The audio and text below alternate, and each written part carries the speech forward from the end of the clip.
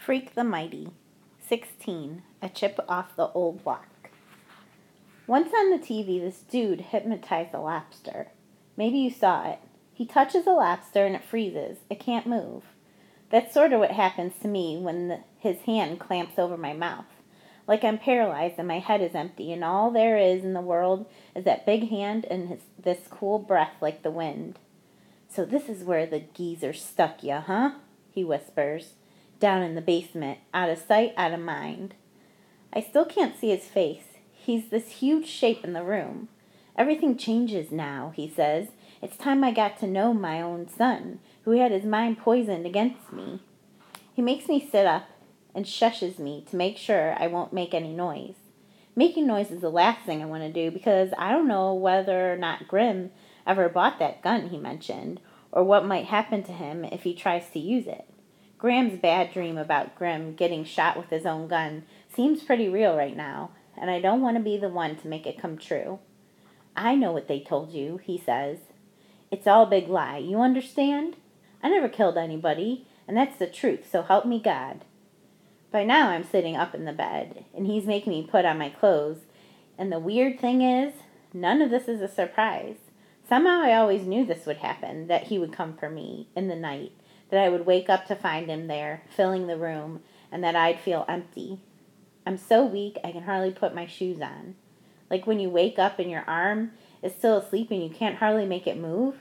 That's what I feel like all over, numb and prickly and as light as a balloon, like my hands might float up in the air if I let them. "This'll be an adventure," he says. "You're going to have the time of your life, boy. Okay, we're leaving, and not a peep out of you." The bulkhead door is open, and you can see the stars. Some people think the stars look close enough to touch, but Freak says the sky is like a photograph from 1,000,000,000 years ago. It's just some old movie they're showing up there, and lots of those stars have switched off by now. They're already dead, and what we're seeing is the rerun, which makes sense if you think about it. Someday the rerun will come to an end, and you'll see all the stars start to flick off. Like 1,000,000,000 little flames blown out by the wind. "This way," he says, quiet as a mouse. There's snow on the ground. Not a lot, enough to cover the ground. I can tell how cold the air is, but I can't feel it, even without a jacket, which I didn't have time to put on. The cold doesn't matter. Nothing does, really. Not Grim and Graham, or the old stars in the sky, or Freak and the fair Gwen. They're all just make-believe. This dream I was having for a long time, and now I'm awake again, and he's still filling the room somehow, even though we're outside. The lights are out at Freak's house, and I'm thinking, the stars clicked off, and I don't even know why I'm thinking that. It's like a dead voice in my head or something. We're under a streetlight when he says, "Let me look at you." He's got these big eyebrows that make it hard to see his eyes. And that's fine. I don't want to see them. Looking at those eyes is asking to have a bad dream. My, he says, checking me out. "Will you look at this? It's like I'm looking at an old picture of myself. You really are a chip off of the old block. You know that?" I don't say anything, and he reaches out and touches my face real gentle, as if he's never hurt a fly. "I say, boy, do you know that? Answer me now." "Yes, sir," I say. "Everybody says so." "Christmas Eve," he says. "You know how many Christmas Eves I've been deprived of my own blood kin? Now, is that fair? To do that to a man?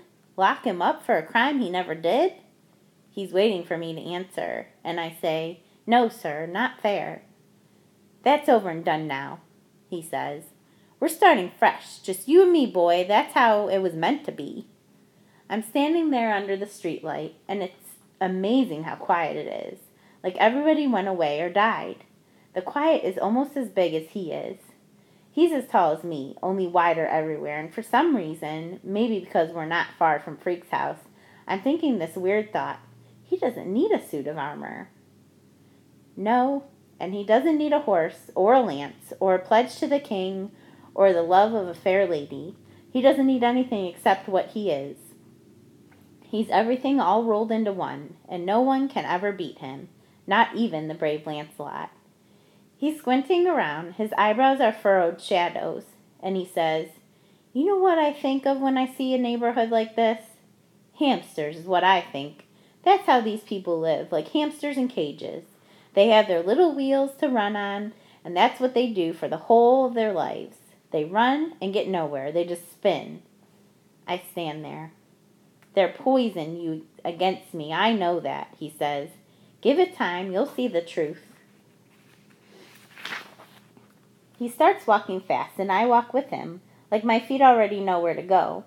We're cutting through the side streets and heading down to the pond, all cold and white and frozen.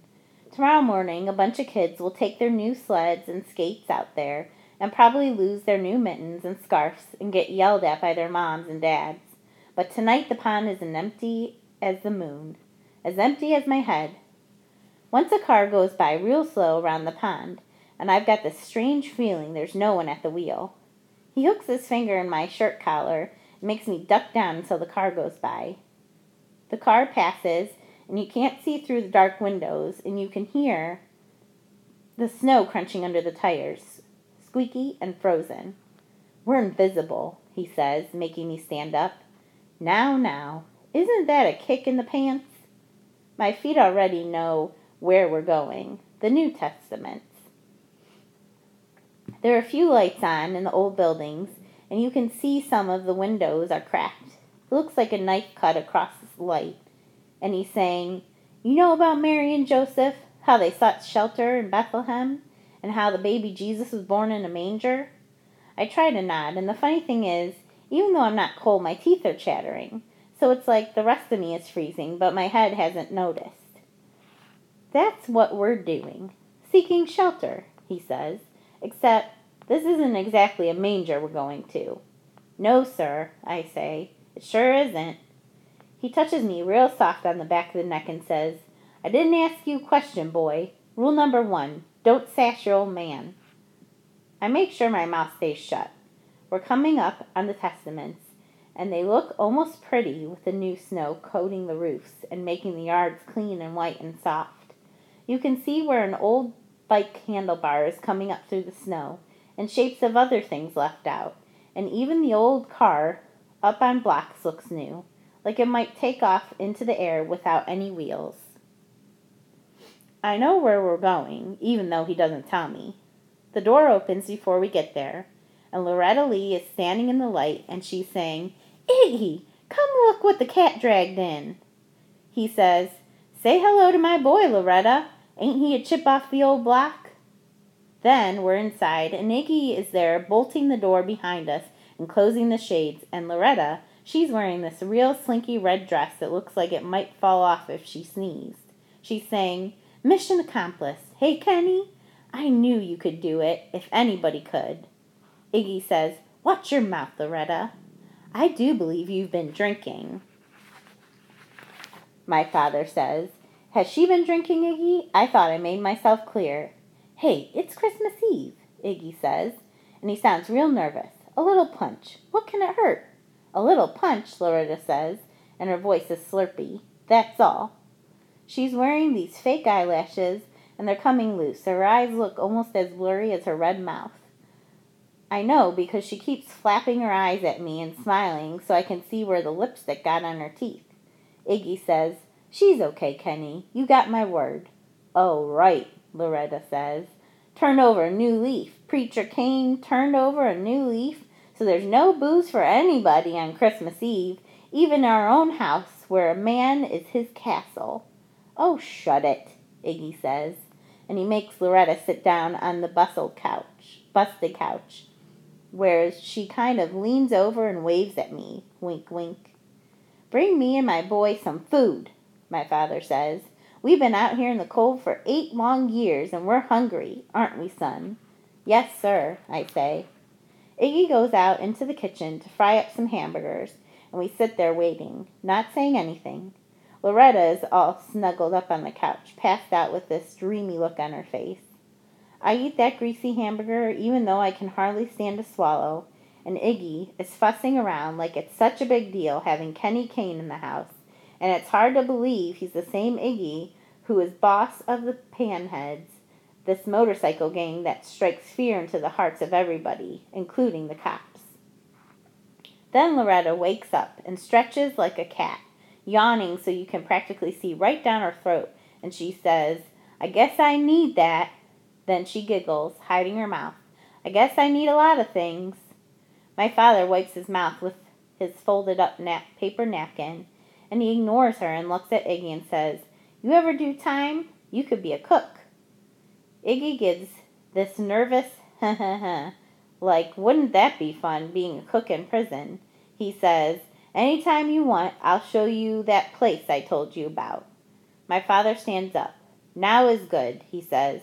He looks right at me. "Come on, boy."